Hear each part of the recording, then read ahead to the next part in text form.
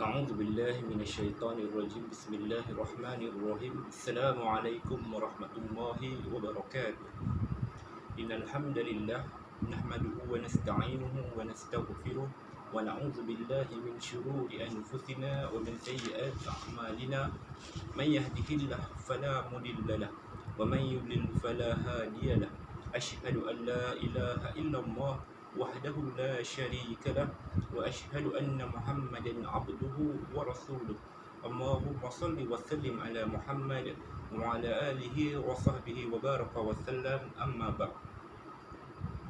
Alhamdulillah, summa alhamdulillah, kita panjatkan setinggi rasa kesyukuran terhadap Allah Subhanahu wa taala kerana Allah beri lagi peluang kepada kita untuk kita teruskan pembelajaran kita pada hari ini.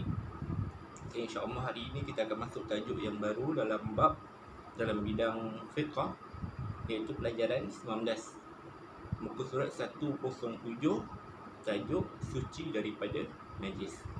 Okay, bagi ada buku teks boleh buka muka surat 107, pelajaran yang ke-19. Okay, untuk kelas 1D, saya tahu kamu dah belajar tajuk ni, ini sebagai ulang kaji untuk kamu. Okay, sebab kelas 1 saya belum ajar lagi. Jadi sama-sama kita tengok, insya-Allah. Okey, suci daripada najis. Najis secara umum kita tahu benda yang kotor. Benda yang kotor itu yang kita faham dengan najis. Apa sahaja benda yang kotor kita panggil sebagai najis. Cuma tak semestinya benda yang kotor itu dia termasuk dalam golongan najis yang kita akan bincangkan. Contoh apa ni? Sebab kita akan bincangkan tentang najis muhaffafah, mutawasitah dengan mughallazah. Ada benda yang kita panggil kotor tapi tak termasuk dalam tiga golongan ni. Apa dia? Contoh macam tek telinga, tek hidung, benda yang kita anggap kotor tapi dia tak termasuk dalam tiga kategori ini. Okey. Jadi tak semestinya benda yang kotor itu adalah najis. Cuma najis itu kita pasti benda yang kotor. Okey.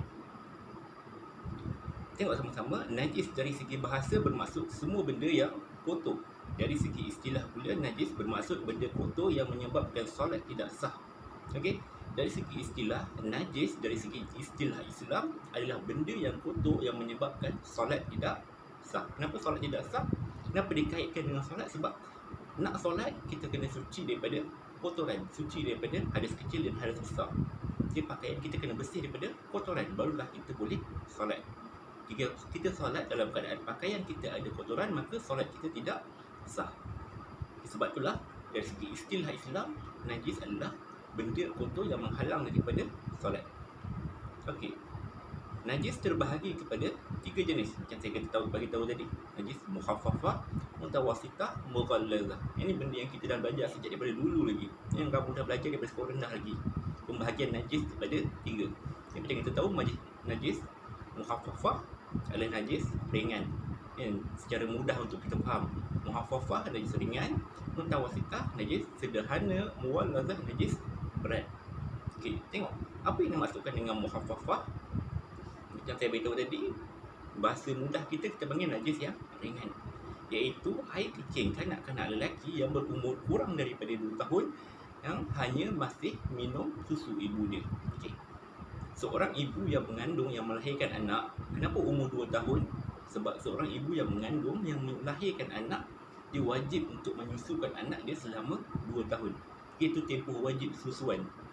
Ini selama 2 tahun. Sebab itulah ulama letak had kanak-kanak yang berumur 2 tahun ke bawah. 2 tahun ke bawah yang masih minum susu ibu dia. Sebab kadang-kadang ada orang yang 2 tahun ke bawah dah tak minum susu ibu. Okey. Dan kanak-kanak lelaki sahaja. Kenapa kanak-kanak perempuan tidak termasuk? Yang tu kita akan bincang lain kali. Okay. Najis ringan hanya bagi kanak-kanak lelaki ataupun bayi lelaki. Kanak-kanak perempuan tidak termasuk. Okey. Najis mutawasitah yang kedua, iaitu najis sederhana, pertengahan.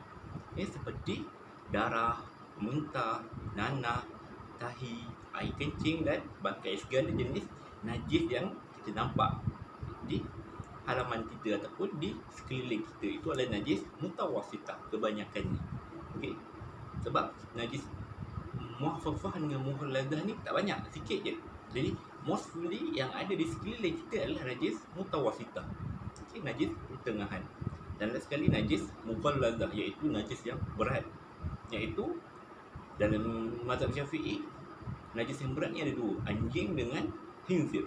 Okey, ataupun apa sahaja kacukan daripada keduanya. Contohnya anjing kacuk dengan lembu, dapat anak, anak tu tetap juga dikira sebagai najis mughallazah. Sebab apa? Ada kacukan daripada anjing.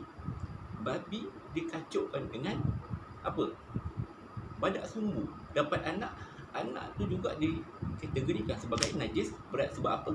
Hasil kacukan, ada DNA salah satu daripada dua haiwan yang dikategorikan sebagai najis berat. Itu yang dimaksudkan dengan kacukan kedua-duanya serta segala yang ada kaitan dengannya, seperti tahi, darah, kulit, daging, bulu dan lain-lain. Segala apa yang ada di tubuh anjing dan juga khinzir itu, orang kita panggil babi, kan?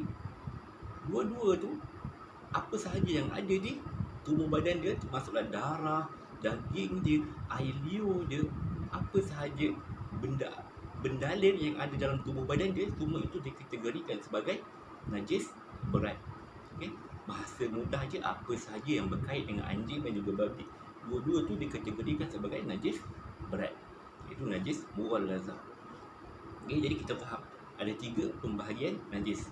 Ini biasa semua orang tahu, sebab ini adalah pengetahuan umum. Okey.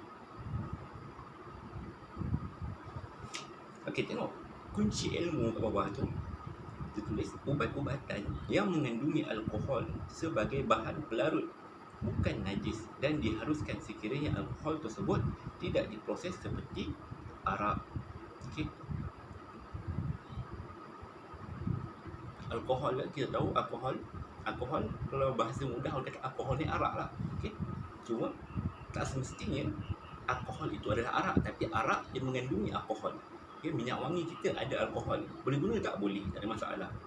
Okay, kita ada alkohol pad untuk cuci luka, benda tu boleh guna tak? Boleh, sebab itu bukan arak, walaupun dia ada alkohol, sebab bukan semua alkohol adalah arak. Okay. Itu sekadar untuk pemahaman kita. Okey, tengok seterusnya. Okay, tadi kita dah kenal jenis-jenis najis. Sekarang kita nak tahu macam mana cara nak sucikan jenis-jenis najis ni. Okey. Ada kaedah dia macam mana nak sucikan najis-najis tersebut. Okey, yang pertama kita tengok daripada yang paling rendah. Okey, najis muhaffafah, iaitu najis kanak-kanak lelaki, air kencing kanak-kanak lelaki yang berumur 2 tahun ke bawah yang masih menyusu ibu dia. Okey. Apa yang perlu kita buat jika terkena dengan air kencing budak lelaki yang bawah 2 tahun ni? Apa yang kaedah yang kita perlu buat untuk menyucikan diri kita, sebab itu adalah najis. Semua dia adalah najis dengan yang mana kaedah dia. Yang pertama, kita buang najis tersebut dan kita rinjis air pada tempat yang terkena najis. Contoh mudah, kat pakaian kita kan, ataupun kat atas kapet. Yang atas kapet kita gendong ataupun kita bawa adik kita yang berumur 2 tahun terkencing, kena kat baju kita. Jadi apa kita nak buat? Kita buang dulu ataupun alirkan dengan air sahaja, dah settle. Okay. Dah settle, tanpa perlu menyusahkan, ataupun rinjis dengan air sekadar hilang semua najis yang ada, itu sudah memadai. Okay. Sebab itu adalah najis ringan. Cara nak menyucikannya mudah, dengan merinjiskan air ataupun lalukan air je. Sekarang kalau kat Malaysia ni air banyak, tak ada masalah. Kenapa kat sini dia bagi tahu rinjis air? Sebab negara Arab air kurang, air ni sangat susah nak didapati. Kalau Malaysia ni orang tak rinjis dah, orang basuh terus.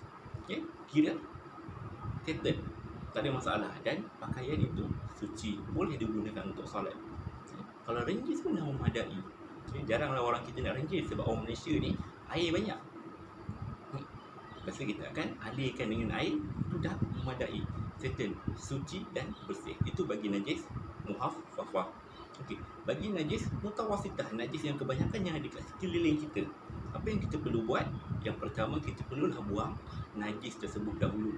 Okey, kita nampak ada tai kan, tai kucing. Okey, kita ambil dan kita buang terlebih dahulu. Kemudian apa kita buat? Basuh tempat yang terkena tahi itu. Contoh ada kapet, atas kapet ada tai kucing berak kat situ. Apa kita buat? Kita buang dulu tai yang ada, kemudian kita basuh kapet tu dulu, cuci dulu sehingga hilang apa dia? 3 benda. Bau, rasa dan warna. Okey. Kita bersihkan tu sehingga hilang bau, warna dan rasa. Okey. Macam mana nak buat tu? Kamu buat sendirilah macam mana. Zaman sekarang mudah lah sebab kita ada sabun. Pakai sabun ni hilang lah semua bau. Tapi rasa tu takkan nak kena jilat. Tak perlu pun. Cukuplah dengan hilang warna dan bau tu. Itu kita dah ambil sebagai hilang sepenuhnya. Okey. Kita terus dan bersihkan sehingga hilang bau, warna dan rasa. Kemudian basuh tempat yang terkena najis dengan air seterusnya. Okey, settle. Okay. Lepas kita dah pastikan hilang bau, warna dan rasa, maka tempat dia dah kira sebagai suci. Mudah aja. Okay. Pertama, buang dulu najis tu. Kita nampak najis kucing dekat atas kapet, buang najis tu dulu. Kita basuh dengan air sabun. Kalau zaman sekarang kita pakai air sabun lah nak bagi wangi. Kita pakai air sabun untuk bersihkan. Kemudian tengok dah tak ada bau, tak ada warna dan tak ada rasa. Rasa tu susah lah orang nak rasa kan. Tapi kita pasti dah tak ada di atas tu najis, maka tempat tu sudah dianggap sebagai suci. Kalau was-was macam mana? Tak ada istilah was-was. Okey. Buat sampai pasti, tapi janganlah sentak sampai kapet tu hilang bentuk kapet dah. Kita cabut semua bulu-bulu kapet, tak perlu. Okay. Sehingga hilang bau dan rasa. Bau, warna dan rasa. Okay, bau dengan warna dah tak ada. Kita anggaplah itu telah sempurna kita punya pembersihan kita, maka tempat tu kembali jadi suci. Jadi tak perlu susah-susah. Ini najis yang ada kebanyakan kat sekeliling kita. Ingat, basuh, hilangkan najis lebih dahulu, kemudian basuh dan bersihkan hingga hilang bau, warna dan rasa. Okay. Dan gunakan air yang mengalir. Guna air yang mengalir. Okay, itu satu lagi, guna air yang mengalir. Okay. Sebab kita nak alirkan air ni. Okey, itu untuk najis mutawassithah. Okey. Dan najis seterusnya adalah najis mughallazah, iaitu najis yang berat. Okey. Macam mana nak uruskan najis yang berat ni? Mudah aja. Okey. Cuma mungkin kebanyakan kita tak buatlah sebab anjing dengan babi ni dia tidak berada di sekitaran kita. Okey, tapi kalau kita pergi ke luar negara atau kita masuk ke pendalaman tempat-tempat orang asli, anjing dengan babi ni mainan yang berada di sekitaran dia orang. Okey. Cuma kita jarang lah sebab kita tak pelihara dua-dua ni. Okay. Kemudian, macam mana cara nak menyucikan najis mughallazah? Yang pertama, kaedah sama, kita buang terlebih dahulu najis tersebut. Okay. Yang kedua, sediakan air, satu basuhan air tanah dan satu bekas air mutlak. Okay. Sediakan satu bekas air tanah, kemudian air mutlak. Tanah apa kita nak ambil? Tanah mana-mana je, asalkan kita ambil sebagai tanah. Tanah merah ke, tanah rambut ke, tanah hitam, asalkan tanah. Tanah yang kita make sure tanah tu suci. Tanah tu bersih. Tanah yang ada kat sekeliling kita confirm bersih. Confirm tanah tu suci. Ambil saja tanah tu, campurkan dengan air kan, sampai larut. Tak payah larut pun tak apa. Okey, asalkan tanah tu bercampur dengan air sehingga menjadi air tanah. Kemudian kita basuh ke tempat yang terkena najis mughallazah tu. Okey, terkena najis tu dengan, kita kalau tengok kat situ, dengan satu kali basuhan air tanah, dan basuh tempat yang terkena najis dengan 6 kali basuhan air mutlak. Okay. Maksudnya ada 7 kali basuhan. Okay. Satu basuhan air tanah dan 6 basuhan air mutlak. Cuma kadang-kadang orang dia kadang beza pendapat. Waktu bila nak kena letak air tanah ni, sama ada di permulaan ataupun di akhir ataupun di pertengahan ataupun di mana-mana sahaja. Okey. Maka ulama dalam bab ni berbeza pendapat. Jadi cara mudah dia, di mana-mana sahaja kita nak pakai air tanah tu pun boleh. Cuma kalau kita pakai kelas sekali, takkan kita nak biarkan tempat tu penuh dengan tanah. Mesti kita akan bersihkan sekali lagi dengan air mutlak. Okey, jadi yang penting cara mudah. Macam mana kita nak buat? Kita hilangkan najis daripada tempat tersebut, kemudian kita basuh dahulu dengan air mutlak sehingga hilang bentuk najis. Dia dapat hilang bentuk najis, warna najis, kemudian kita sentak dengan air tanah. Kemudian kita basuh lagi dengan air mutlak berkali-kali sampai hilang semua yang kita nampak tadi, yang kita panggil sebagai warna, bau dan rasa. Okey. hilang tu cukup 7 kali basuhan, settle, dah dikira sebagai suci. Okey, yang penting ada air tanah. Kenapa air tanah? Wallahu alam, ada yang mengatakan tanah ini mengandungi satu, orang kata, unsur untuk menghilangkan kuman yang ada pada babi dengan anjing. Wallahu alam, saya pun tak pasti yang tu kena tanya pakar dalam bidang kebersihan lah. Okay. Cuma yang pasti dalam Islam yang diajarkan oleh Nabi, kena guna air tanah dan basuh dengan 7 kali basuhan. Okay. 7 kali basuhan. Sebab apa 7 kali? Supaya nak pastikan bersih sebersihnya. Okay. Lebih boleh tak? Boleh, tak ada masalah. Itu kaedah macam mana nak mensucikan najis mughallazah. Okey.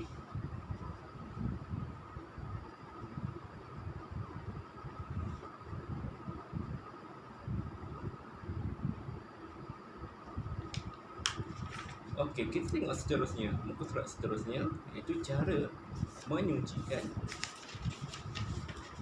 kulit haiwan. Okey. Apa cara menyucikan kulit haiwan?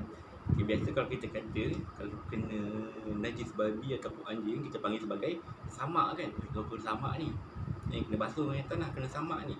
Tapi dalam istilah yang sebetulnya, samak ni tak digunakan untuk basuhan najis mughallazah. Samak ni digunakan untuk cara pembersihan kulit haiwan. Bagi menyucikan najis mughallazah, kita panggil sebagai sertu. Sertu. Dalam istilah Melayu lah, sertu. Tapi samak digunakan untuk menyucikan kulit haiwan. Contoh apa? Kulit lembu kan, orang sembelih lembu ataupun kambing, kulit itu kita nak pakai, nak buat apa? Nak buat, contoh orang, kalau orang Indon kadang-kadang dia goreng kulit tu buat makan. Kalau kita buat kompang lah, sebelum nak buat kompang kan, kulit kambing ataupun kulit lembu nak buat kompang, kulit tu perlulah terlebih dahulu disamak ataupun dibersihkan supaya boleh digunakan. Okey, itu yang dipanggil sebagai cara menyucikan kulit haiwan. Sebab kulit haiwan kena dibersihkan terlebih dahulu. Kalau orang Arab zaman dahulu, kulit haiwan ni diguna untuk apa? Diguna untuk jadikan bekas air. Bekas air yang diorang bawa pergi musafir tu, bekas air tu daripada kulit haiwan. Ataupun diorang punya kasut terjadi daripada kulit haiwan. Sebelum diorang nak guna, diorang akan bersihkan terlebih dahulu. Okey, tengok sini. Manusia banyak menggunakan kulit haiwan untuk tujuan tertentu. Contohnya, baju kulit dipakai untuk membantu memanaskan badan ketika musim sejuk. Selain itu, kulit haiwan dijadikan bahan untuk membuat beg tangan, tali pinggang, kasut dan dompet. Semua kulit haiwan boleh dimanfaatkan kecuali kulit anjing dan khinzir. Kulit tersebut perlu disucikan sebelum boleh digunakan. Proses menyucikan kulit haiwan tersebut disebut sebagai samak. Samak ialah proses menghilangkan segala lendir, daging dan kelembapan yang melekat pada kulit. Itu yang dimaksudkan dengan samak. Satu proses yang kita buat untuk menghilangkan segala jenis lendir, daging ataupun segala benda yang bendali yang ada di kulit haiwan tu supaya ianya bersih. Okey, apa sahaja yang melekat pada kulit haiwan. Sebab kalau orang, contoh orang tengok orang korban kan, dia potong kulit lembu tu kan, mesti ada apa daging-daging yang tersekat dekat kulit tu kan, sebab bukan dia potong yang perfect. Jadi benda itulah yang perlu dihilangkan dengan cara samak. Okay, itu yang dipanggil sebagai samak, iaitu proses menghilangkan segala lendir, daging dan kelembapan yang melekat pada kulit haiwan. Okay. Saya kata tadi, kulit haiwan ni kita guna untuk berbagai cara. Okay. Macam kulit dompet yang kita pakai mungkin daripada kulit haiwan, tali pinggang mungkin daripada kulit haiwan. Okay. Nak buat benda tu terlebih dahulu perlu disamak. Okay. Perlu disucikan. Macam mana nak samak kulit ni? Okay. Cara menyucikan kulit haiwan adalah seperti berikut. Dengan kita cari bahan-bahan yang boleh menyucikan. Contoh dia, kat sini dia bagi ada 6 bahan. Yang pertama,